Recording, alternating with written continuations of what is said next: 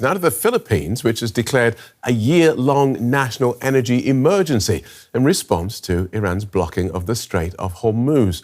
President Ferdinand Marcos Junior announced that he'd signed an executive order to safeguard energy security amid severe disruptions to global supply chains. He warned of the imminent threat posed by the US-Israel war against Iran to his country's fuel supply. The Philippines is dependent on fuel imports, making it particularly vulnerable to disruptions in production and shipping. Well, journalist Ella Meg in Manila told us more.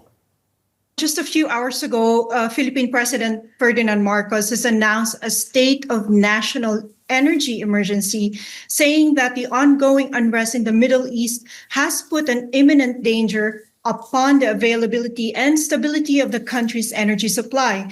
This just comes a day after his administration claimed there's no oil crisis in the country. This is because Philippines only has about 45 days of oil reserves left and rely heavily on fossil fuel and petroleum products coming from the Middle East. Thus, a chain of catastrophic events is seen to follow, with transportation, farm-to-market logistics, even manufacturing will be severely affected. And this crisis comes untimely as the country faces the hot summer in the coming weeks, thus will have high energy demands. Well, let's explore this further with Yasser Al-Maleki, who is an energy economist and an analyst at the Middle East Economic Survey. Welcome to DW. Let's start with how bad the fuel situation in the Philippines is at the moment. Thank you for having me.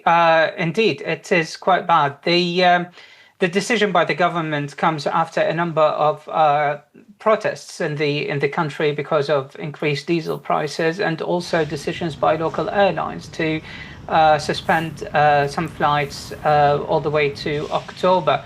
As you said at the beginning of your report, the Philippines imports nearly all of its fuel needs, making it quite vulnerable to a prolonged closure of the Strait of Hormuz. It typically imports crude oil and refined products from Gulf countries, including Saudi Arabia, the UAE, Kuwait, and Iraq. But also, this decision reflects a shift within the region. Other suppliers in the Asia-Pacific region have restricted their exports, especially China, which more recently has extended this to fertilizers, and many of these economies are trying to preserve energy and food reserves as they are trying to protect their economies. So explain to us then how declaring a national energy emergency helps the Philippines address this problem. What can Ferdinand Marcos Junior do today that he couldn't do before? Well, I mean, first of all, this is a perfect case of an Asian price-sensitive economy getting impacted by the current crisis. In terms of the measures, those measures would, across board in such a situation, would include fuel rationing, restrictions on exports, preventing hoarding, stockpiling, issuing subsidies, while also refiners within the country would be cutting running rates at refineries to try to preserve whatever crude oil supplies they have. The government is also trying to build a buffer, a diesel buffer. They are trying to put together $500 million, almost $500 million, to build that buffer. But it is going to be quite hard, given the competition over diesel supplies in Asia and the higher prices. Diesel, jet fuel, almost all the mid-distillates are quite high in terms of price at the moment.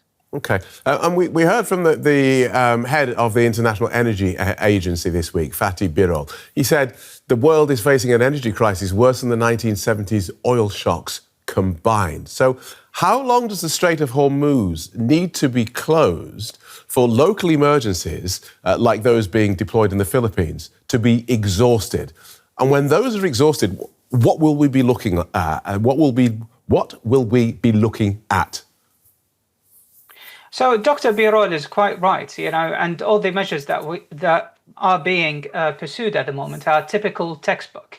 They are all temporary, though. Whether you cut consumption, rationalize the usage of stockpiles, or release reserves. By the end of the day, this is a temporary measure until the Strait of Hormuz is restarted. The risk here is that if we see a prolonged closure for 2 months to go, or maybe even more, 3 months, then what happens in the Philippines will happen almost everywhere else. We already are seeing signs of this in other Asian economies that are price sensitive, like Vietnam, India, which is facing severe LPG, cooking gas shortages, Bangladesh, Pakistan, Thailand. They even started fuel switching back to coal because of high LNG and gas prices. OK, thanks for that. So 2 or 3 months. Thanks for talking us through that. Yasser Al-Maleki from the Middle East Economic Survey. Thank you so much. Thank you.